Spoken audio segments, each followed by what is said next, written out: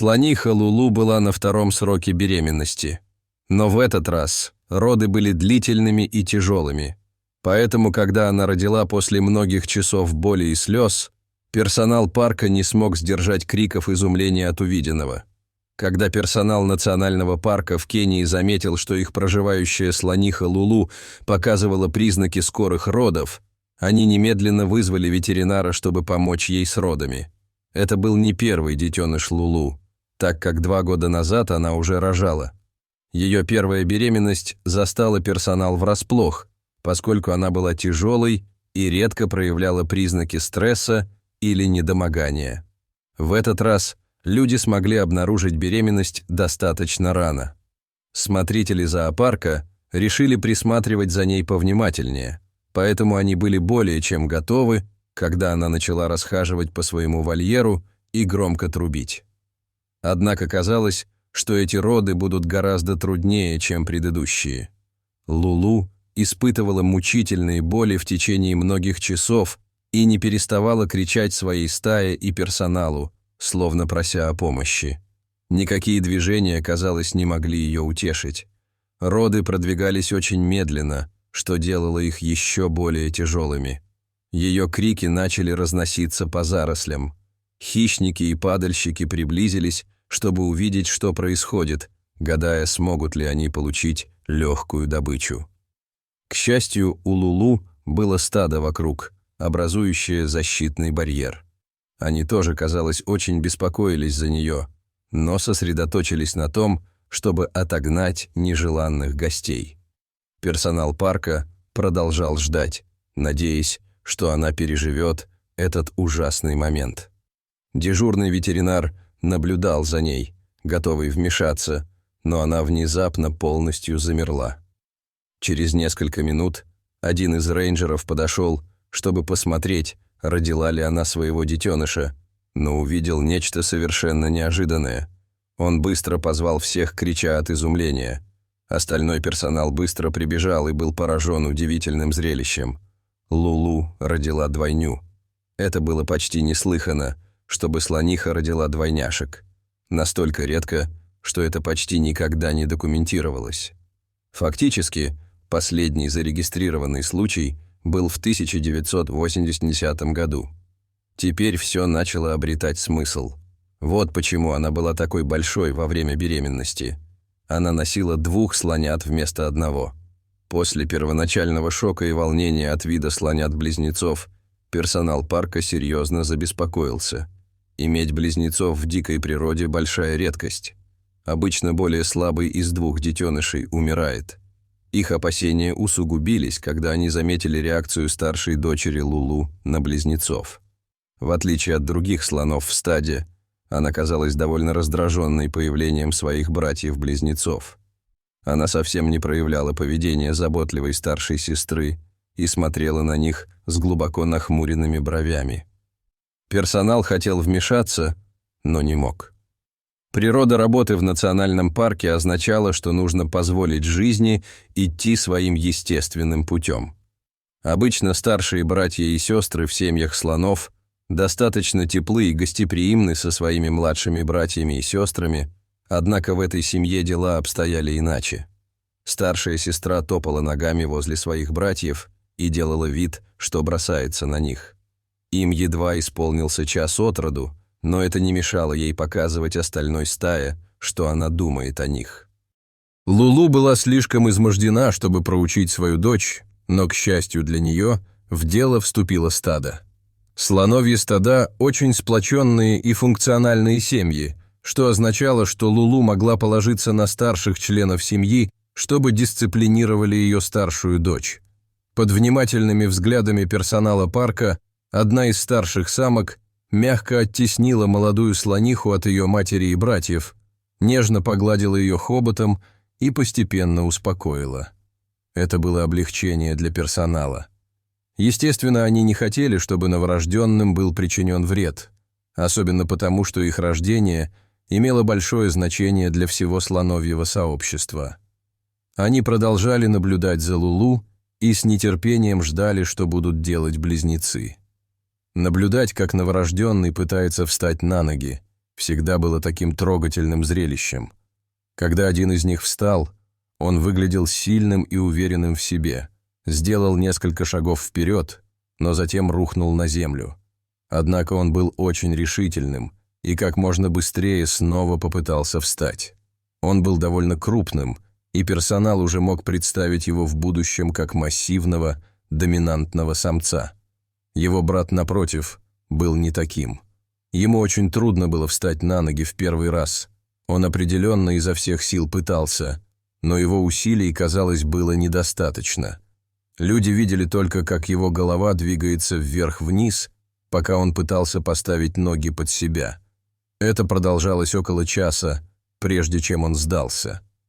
Это вызывало серьезную тревогу, ведь он уже должен был встать. Первый близнец продолжал неуклюже бродить, как любой другой здоровый новорожденный подбежал к матери, касаясь ее туловища. Его проявление нежности было очень трогательным.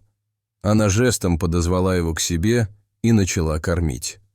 Но в то время, как она ухаживала за ним, будучи заботливой матерью, персонал также видел, что она тревожно ищет своего другого детеныша. Этот умный слон знал, что у него двое малышей, и он хотел помочь второму. Когда Лулу увидела своего второго детеныша, лежащего в траве, она явно встревожилась. Несмотря на изнеможение, она резко вскочила и подошла к нему, толкнула его хоботом, а когда он не ответил, начала издавать обеспокоенные звуки. Стадо заметило это поведение и постепенно начало подходить, чтобы изучить ситуацию. Они тепло приветствовали первого близнеца, проявляя физическую нежность, но когда они приблизились ко второму близнецу, их тон изменился. Их зовы стали мрачными и горестными. Они подошли к Лулу в знак солидарности и попытались утешить ее своим присутствием. Другая мать из стада вышла вперед и оставила своего детеныша, чтобы помочь Лулу. Они использовали свои хоботы, пытаясь заставить слабого детеныша встать на ноги, но он едва реагировал. Было очевидно, что Лулу и другая слониха становились все более обеспокоенными тем фактом, что детеныш не мог подняться на собственные ноги. Они начали топать ногами, не зная, что делать. Лулу начала махать ушами на своего детеныша. Это явное проявление разочарования, которое не осталось незамеченным. Фактически, стадо уловило ее тревогу. Они тоже начали беспокоиться по этому поводу. Для персонала парка было ужасно наблюдать эти муки, но ничего нельзя было сделать. Так слоны переживали происходящее. Казалось, второй близнец уже не встанет, и слоны оплакивали то, что, вероятно, считали его смерть неминуемой. В конце концов, дикое животное, которое не может передвигаться самостоятельно, не более чем легкая мишень, и все это знали. Но прежде чем случилось что-то ужасное, кажется, слоненок понял послание. Поэтому он собрал все свои силы и попытался встать на ноги. Он толкался и раскачивался изо всех сил. И когда, наконец, его тело оторвалось от земли, произошло нечто удивительное. Слоненку удалось слегка приподнять тело над землей, и он приготовился снова упасть. Но на этот раз все было иначе. Внезапно он понял, что мать обвела его тело хоботом и держала на ногах. Это неожиданное событие так воодушевило слоненка, что ему удалось сохранить равновесие, когда мать, наконец, отпустила его. Благодаря помощи своей любящей мамы он смог встать на ноги и сделать свои первые шаги. Он шел не так быстро, как его брат, но, по крайней мере, он двигался. Атмосфера в парке быстро изменилась. Впервые с рождения близнецов появился признак того, что все будет хорошо. Стадо торжествующе ликовало, увидев, как ходят близнецы. Это было первое и самое важное препятствие в их жизни, и они успешно его пережили.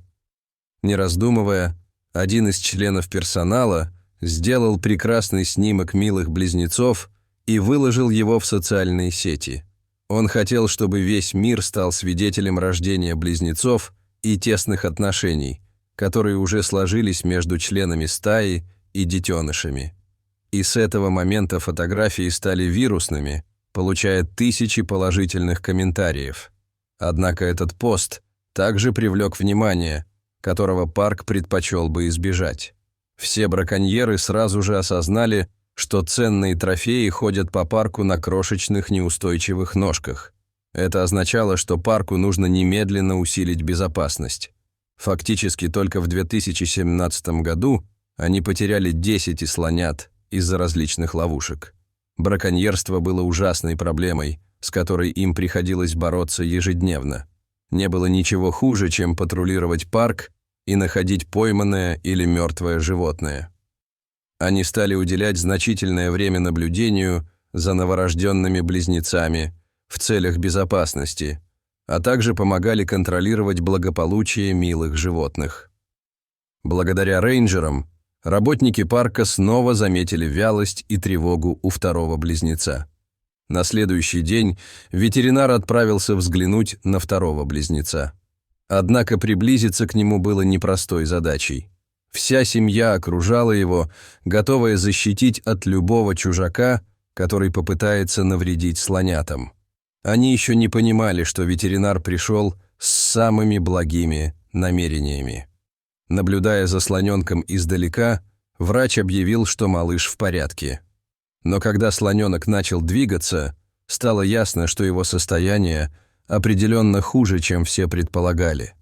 Но как он мог помочь детенышу, не вмешиваясь в естественный ход природы?